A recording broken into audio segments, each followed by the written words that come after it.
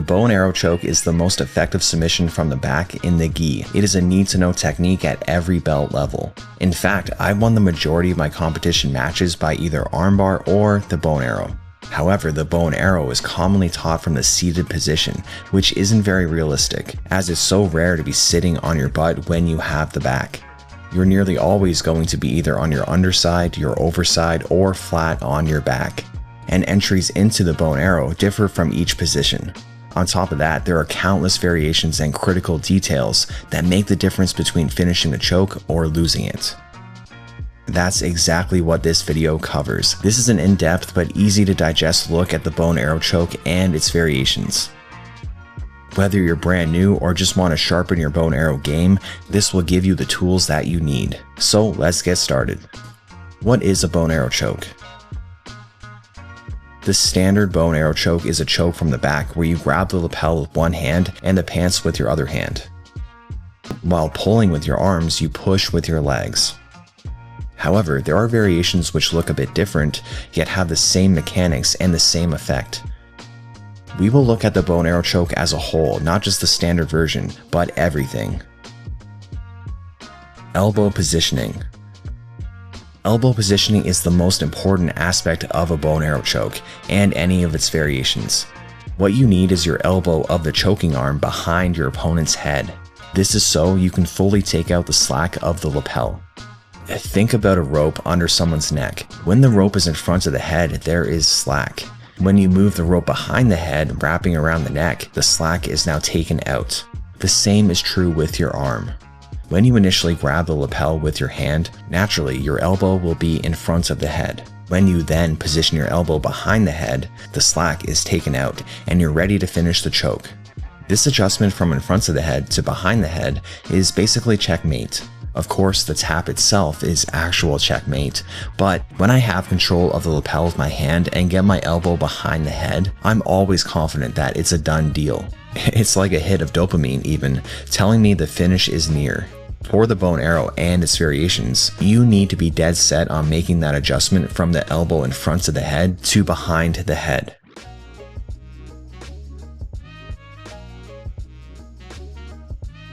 And the opposite is true to defend the bow and arrow. If your opponent sinks in the grip on your lapel, prioritize not letting them get their elbow behind your head.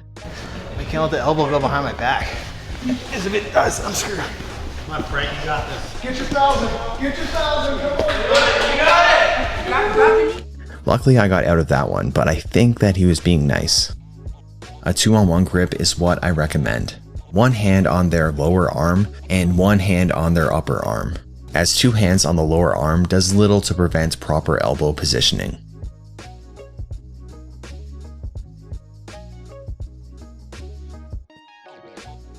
Pushing the neck into the wrist.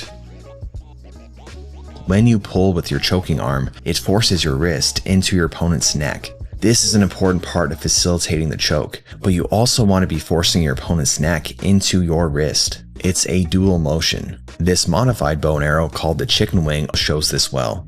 I'm pulling the lapel with my right arm, forcing my wrist into his neck, while pushing his head with my left arm to force his neck into my wrist. This modified bow and arrow shows this well. I'm pulling with my right arm to force my wrist into his neck, while driving my shoulder into his head to force his neck into my wrist.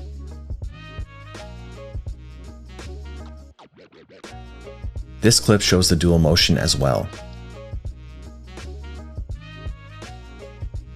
The standard bow and arrow also applies this dual motion. You pull with the choking arm and you push with your legs to again drive their neck into your wrist. When you focus on this dual motion, you can focus less on a specific way to finish and more on achieving the objective at hand. Before Jiu-Jitsu was my full-time job, I was working a standard 9 to 5. It paid the bills, but it wasn't what I wanted to do with my life. What really motivated me was training and helping people get better. That's what made me fired up and excited. And once I finally made the decision to follow my passion, my life completely changed. Now I get to wake up every day excited to teach and train and do what I love. That's why I'm so excited to be partnering with today's sponsor, ISSA, the International Sports Sciences Association. ISSA is the leader in online fitness certifications, and they make it easy for you to follow a similar path. Plus, ISSA has the #1 job guarantee in the industry. If you get certified as a personal trainer with ISSA, you're guaranteed to find a job in the US or your money back. Whether you're ready for a career change or to improve your existing one, ISSA makes it possible. For example, at my gym, we're starting to offer fitness classes in addition to martial arts classes. And one of my jiu-jitsu instructors, Jake, is taking an ISSA course right now to prepare, and he loves it.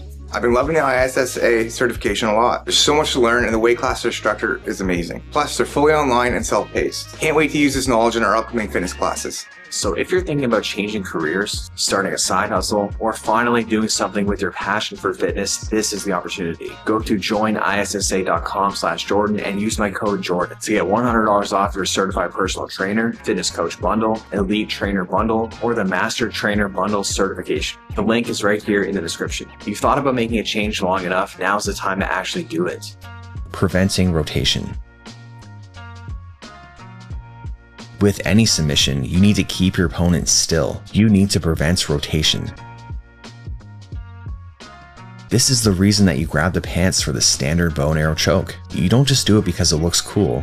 You do it to stop them from rotating their body away from you, which would position your elbow back in front of their head, and you risk losing position entirely.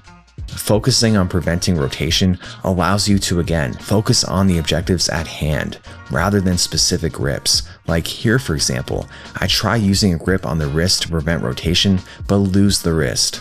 I then grab the lapel to prevent rotation, and it gets the job done. Or in these examples, I'm mostly using my body weight to pin them, which stops them from rotating. In this example, it's possible that my opponent tapped before they needed to. It's possible I may have not been able to prevent rotation to his left. It's hard to say exactly, but I know if I had my arm looped underneath his armpit and over his arm for the standard chicken wing variation, then he for sure would have been unlikely to be able to rotate. This clip is another example. It's hard to say if I had everything in place to prevent rotation, and he may have tapped a bit prematurely, but it's hard to say. In this clip, I wasn't able to prevent rotation, and that's how he escapes. So remember, prevent rotation. Securing the choking grip. What you're looking for is a nice and deep grip on the lapel. Not too deep where you're entering rear naked choke territory, but deep enough so that when you pull out the slack and get your elbow behind the head, your wrist will be located on the side of their neck. You want where your hypothetical watch would be on the soft part of their neck. This is the hard part of the neck, and this is the soft part of the neck. You can just grab the lapel, but that often won't allow for the deep grip that you want, which is why it's often a good idea to feed the lapel from one hand to the other hand. With your non-choking hand, you pull down, which takes out the slack, and then pass it to your choking hand.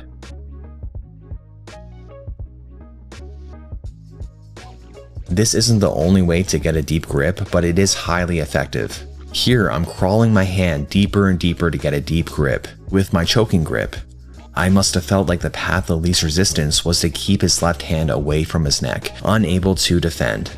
But still couldn't get it quite deep enough, so I feed it with the other hand.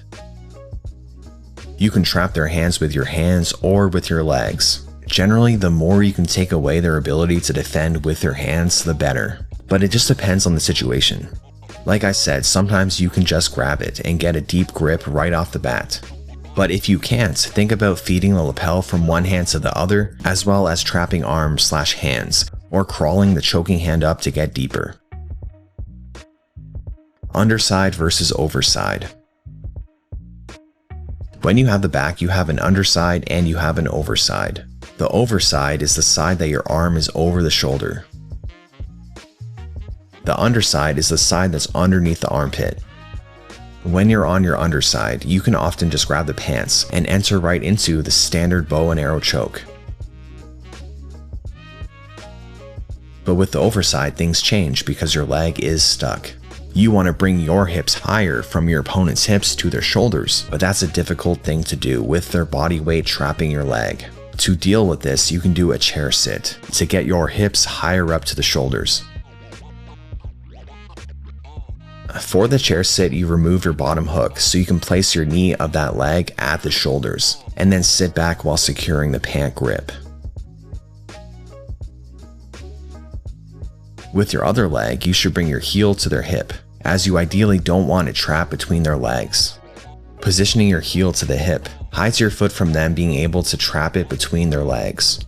Not that them trapping your foot is the end of the world, but it can place strain on your knee, and it doesn't give you as much control over their shoulders compared to having that leg higher up on the body.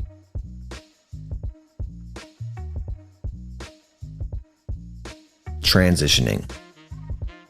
Not always can everything go as planned. If your bow and arrow choke is failing, often the armbar is right there for the taking, as the positioning is very similar. In both positions, your hips are attached to your opponent's shoulders, and you have a 90-degree angle.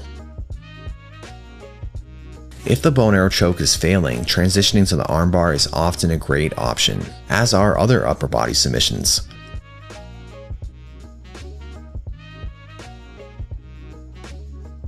You can even transition from the armbar to the back for the bow and arrow. Thank you for sticking around until the end of the video. If you're still here, please leave a comment or a fist bump, and I'll see you guys next time.